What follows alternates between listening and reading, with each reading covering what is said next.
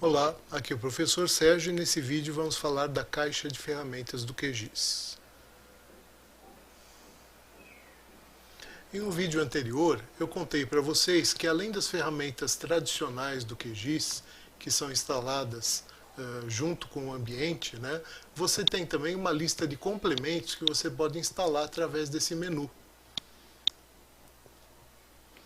Essa lista ela é recuperada lá do site do QGIS, então ele faz uma conexão, você precisa estar com a internet, né, para fazer isso. Ele faz uma conexão lá com o repositório de complementos do QGIS e traz aqui uma lista de plugins que ainda não estão instalados. Então você pode, por exemplo, instalar aqui esse plugin, né, clicando aqui e no botão instalar complemento. Tá? Então isso a gente viu em detalhes aí no vídeo anterior. Eu tenho aqui alguns complementos que já estão instalados, né? Mas o que eu queria mostrar para vocês nesse vídeo é que além desses complementos que você pode instalar, no QGIS existe uma caixa de ferramentas. Essa caixa de ferramentas é um painel que abre aqui do lado direito da sua tela e que te dá opções, né, de ferramentas aí para análise de dados raster, tem todas as ferramentas, análise de rede, né, análise vetorial, tá? Ferramentas de arquivo, de camada e assim por diante. E existe aqui um conjunto de ferramentas para trabalhar com tabela de atributos, que eles chamam aqui de tabela de vetores, né? Eu queria mostrar para vocês, por exemplo, esse editar campo. Essa é uma ferramenta bastante interessante, porque se você olhar nessa camada, vamos abrir aqui as propriedades da camada RM, SP e BGE. Né? Se você entrar nessa camada e olhar os campos, você tem aqui o nome do campo, o tipo do campo, o comprimento, né, a quantidade de caracteres ou a quantidade de dígitos, a precisão seria a quantidade de casas decimais, tá? Mas você não consegue alterar isso daqui. Então você não consegue modificar o nome do campo, você não consegue alterar a ordem aqui das linhas, né? Você não consegue mudar o tipo, você não consegue mudar tamanho. Tá? Então essa ferramenta aí de editar campos é bem interessante nesse sentido. Você pode aqui escolher qual é a camada vetorial que você quer modificar. Você escolhe aqui o campo, né? Se você quiser renomear esse campo, você pode dar um duplo clique. Vamos colocar aqui código, por exemplo. E você consegue renomear esse campo. Você pode, sei lá, mudar esse campo de texto para número inteiro. Você pode mudar esse campo de tamanho 20 para tamanho, sei lá, 10. Né? E você pode salvar isso daí ou numa camada temporária ou num arquivo físico, né? Num novo shapefile. Você vem aqui e define o nome do arquivo. Então, essa ferramenta, né, ela não altera o shapefile original, mas ela gera um novo shapefile, ou temporário, ou em disco, né, com as informações modificadas. Então, eu vou colocar aqui, ó, RMSP e BGE modificado.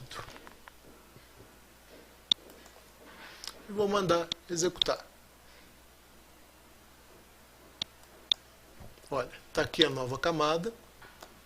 Se você olhar na tabela de atributos, por exemplo, né, você pode ver que o código, agora ele o campo código, né, agora ele tem um nome de código, eu fiz a alteração do nome da coluna. Tá? Ele agora é um campo numérico. Como é que eu sei que o campo é numérico? Vou te dar uma dica aqui. Né? Quando você vê colunas onde a numeração, né, os valores numéricos estão alinhados à direita, eles são numéricos. E quando você vê alinhado à esquerda, né, é porque eles são do tipo texto. Então, se você abrir a camada anterior, tabela de atributos da camada anterior, e comparar as duas, né, ó, o CD Geocode D, ele estava alinhado à esquerda, ele era texto. Agora ele está alinhado à direita porque ele virou número. Essas informações você pode ver também nas propriedades da camada. Eu venho aqui em campos, né, ó, o nome virou código e ele passou a ser um tipo inteiro, com o tamanho 10, antes ele era tamanho 20. Então essa ferramenta aqui é bastante interessante para você organizar os campos da sua tabela. Você pode também, com esses botões do lado direito, né, você pode adicionar um novo campo. Aqui você pode excluir um desses campos que já existe. Com essas duas flechinhas você pode mudar a ordem dos campos, você pode descer ou subir essas linhas, né? Então tem várias opções aqui bastante interessantes. Existem também outras ferramentas aqui, né? Essa daqui eu acho que engloba todas as outras, ou quase todas as outras. Tá? Por exemplo, eu consigo apagar um campo, né, que seria esse descartar campo aqui, usando essa ferramenta. Eu consigo também adicionar um novo campo, renomear. Então, algumas ferramentas dessas daqui já estão embutidas no editar campos, aí, que é uma ferramenta um pouco mais completa. Tá? Bom, não dá tempo no nosso curso da gente ficar olhando todos esses algoritmos aqui, todas essas ferramentas, né? À medida do necessário, eu vou mostrando aí alguns principais para vocês. Tá? E em termos de complementos para a tabela, esse complemento QGIS que eu mandei instalar aqui, né? Esse complemento QGIS tem algumas funções. Ele é bem abrangente, ele tem várias opções aí, mas para tabelas, por exemplo, né, você pode mudar, sei lá, uma coluna que é texto, você pode mudar para número, ou de número para texto. Né? Então, por exemplo, vamos pegar aqui essa opção, e eu vou pegar a coluna POP, e eu vou transformar ela para texto. Tá? Aqui tem algumas configurações, tal, mas eu vou dar um aplicar. Antes de dar o aplicar, ele vai gerar um novo shapefile com esse nome aqui. Ó, tá? Então, dificilmente eu consigo uma ferramenta que altera o shapefile atual. Ele sempre faz a modificação e salva num outro shapefile. Então, está aqui a camada temp1. Se você olhar a tabela, você vai ver que população virou texto. Está alinhado para a esquerda. Por que é importante você saber converter texto para número e número para texto? Né? O código, na verdade, tanto faz, mas a população, eu não consigo gerar um mapa temático de população se o campo for do tipo texto. Ele precisa ser numérico. E às vezes, quando você traz um arquivo do Excel ou um arquivo CSV e une esses arquivos com o teu shapefile, às vezes acaba acontecendo esse problema. Né? Na união, um campo que é numérico vem como texto. Então aí você pode usar essas ferramentas aí para converter de um formato para o outro.